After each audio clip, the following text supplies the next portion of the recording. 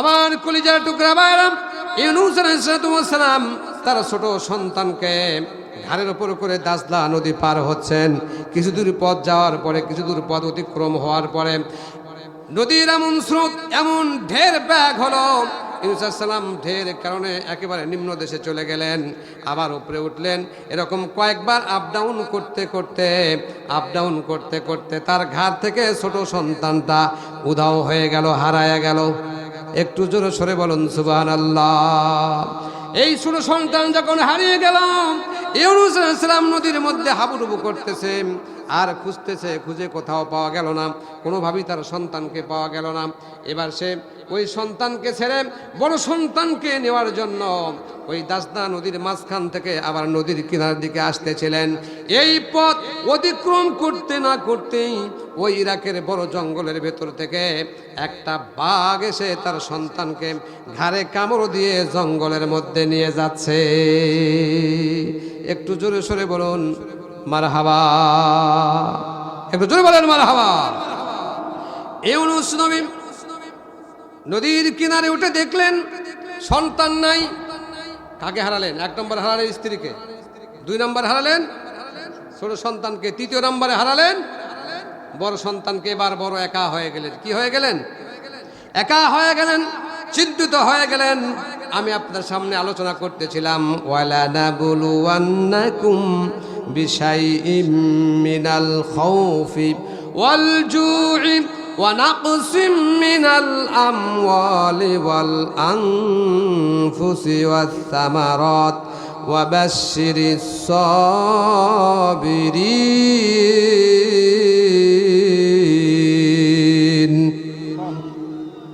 আল্লাহ রাব্বুল আমিন বলেন, তোমাদের ঈমানকে আমি পরীক্ষা করব, জানের ক্ষতি দিয়া, সন্তানের ক্ষতি দিয়া, ফসলের ক্ষতি দিয়া, আযাব দিয়ে তোমাদের ঈমান পরীক্ষা করব। আমি জান্নাত তোমাদের এমনি এমনি দেব না। কারণ আল্লাহ পাক বলেছেন, আম হাসিবিতুম আন তাদখুলুল জান্নাতা ওয়ালাম্মা ইয়াতিকুম মাসালুল লাযিনা খালাউ মিন ক্বাবলিকুম। জোরে বলা যাবে কি আল্লাহু আকবার? একটু জোরে বলেন আল্লাহু আকবার। আমাদের প্রত্যেকের একটাই কামনা, আমরা সবাই জান্নাত চাই। কি চাই? জান্নাত চাই। কিন্তু জান্নাত পেতে হলে এমনি এমনি আমরা জান্নাত পাবো না। আমাদের প্রত্যেকের ঈমানের পরীক্ষা দিতে হবে, কি হবে না? আমার কলিজার টুকরা ভাইরা, খেয়াল করেন, ইউনূস আলাইহিস সালাম বড় একা হয়ে গেলেন, সন্তান হারিয়ে ফেললেন, স্ত্রীকে হারায় ফেললেন। বড় একা হয়ে, বড় নির্মম হয়ে, মনটা ছোট করে নিয়ে চোখ দিয়ে দরদর করে পানি ফেলে দিলেন। সন্তানের মৃত্যুতে সন্তান হারায় গেলেন, স্ত্রী হারায় গেলেন। আজও বাংলার জমিনে প্রত্যেকটি মানুষ যদি সন্তান মরে যায়, প্রত্যেকটি বাবার অন্তর বড় কেঁপে ওঠে। কথা বলেন ঠিক না ব্যাঠে? কারণ প্রত্যেকটি মানুষ তার সন্তানকে সবচাইতে বেশি কম ভালোবাসে না বেশি ভালোবাসে? বেশি ভালোবাসে। এত বেশি ভালোবাসে কারণ হলো অনেকের বাবা বড় গরিব থাকে, দিন মজুরি করে খায়। সন্তান যদি ছোট হয়, মিশ্রি খায় বা সাবু খায় বা দুধ খায়। আপনারা খেয়াল করেন, নিজের পিতা না খেয়ে সন্তানের জন্য খাবার কিনে নিয়ে বাড়িতে আসে। মানুষ তার সন্তানকে এত বেশি ভালোবাসে। আল্লাহ রাব্বুল আমিন বলেন, হে আমার বান্দারা, হে আমার গোলামেরা, তোমরা যারা পাপ করেছো নিরাশ হয়ে যেও না। তোমরা যারা আমি আল্লাহর সঙ্গে বিরোধিতা করেছো, তোমরা যারা আমার নবীর সাথে যুদ্ধ ঘোষণা করেছো, কেউ তোমরা নিরাশ হয়ে যায় না। আল্লাহ পাক বলেন, কুল ইয়া ইবাদিয়াল্লাযীনা আসরাফু আলা আনফুসিহিম লা তাকনাতু মির রাহমাতিল্লাহ ইন্নাল্লাহা ইয়াগফিরুয যুনুবা জামিআ ইন্নাহু হুয়াল গফুরুর রহিম। আল্লাহ পাক বলেন, একটা সন্তানের প্রতি তোমাদের এত মায়া, এত দয়া, তোমাদের চোখের পানি পড়ে যায়। এমনকি সন্তানের মৃত্যুর কারণে পিতা পাগল হয়ে যায়, যায় কি যায় না? সন্তানের মৃত্যু হলে পিতার একেবারে পাগল হয়ে যায়, মাথা সেন্টিমিটাল হয়ে যায়। আমার ভাইয়ারাম, আমার কলিজার টুকরা ভাইয়ারাম, ইউনূস আলাইহিস সালাতু ওয়াস সালাম পিতা হারালে, সন্তান হারায় ফেললেন, স্ত্রীকে হারায় ফেললেন, বড় একা হয়ে নদীটা দাজলা নদী তিনি পার হয়ে গেলেন। জোরে বলেন মারহাবা। এরপরে দাজলা নদীর পার হওয়ার পরে একটা বিশাল নদী দেখা গেল, বিশাল একটা নদী আসলো। ওই নদীতে অনেক লোক অপেক্ষা করতেছেন। ইউনূস আলাইহিস সালাম ও তিনি নিজেও সেখানে গিয়ে অপেক্ষা করতেছেন।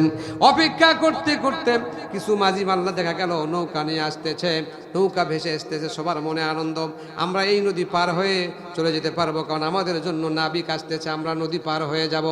এবার 25-26 জন লোক সহ ইমাম হযরতে ইউসুফ আলাইহিস সালাম সহ ওই নদীতে উঠলেন, জাহাজে উঠলেন।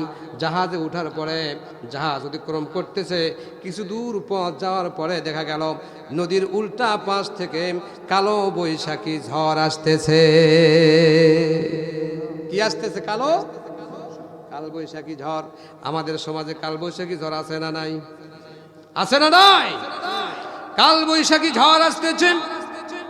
ওই সময় প্রথা ছিল, হিন্দুদের রাজ্যে প্রথা ছিল, যদি নদীর মধ্যখানে জাহাজ চলে যায়, নৌকা চলে যায়, তাহলে এই কালবৈশাখী ঝড়ের মধ্যে যদি কোনো জীবন্ত মানুষকে ফেলে দেওয়া হয়, তাহলে ওই কালবৈশাখী ঝড়টা থেমে যাবে। এটা ছিল তাদের ধারণা, এটাই ছিল তাদের অন্তরের কথা।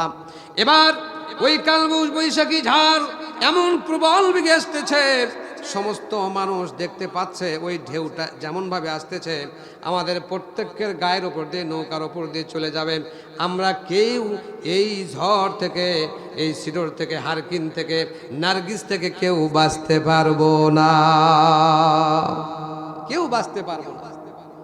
তাদের মধ্যে এবার কথোপকথন হচ্ছে, কাকে নদীতে ফেলে দেবে, কে বা নদীতে ঝাঁপিয়ে পড়ে আমাদের জীবন রক্ষা করবে। এই নিয়ে তারা চিন্তায় মাতোয়ারা হয়ে গেলেন। জাহাজের নাবিক বলতেছেন, ও ভাইয়েরা এত টেনশন করছো কেন?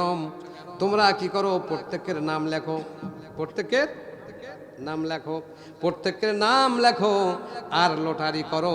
লটারির মাধ্যমে যার নামটা আগে পড়বে তাকেই নদীতে সবাই মিলে ফেলে দেব।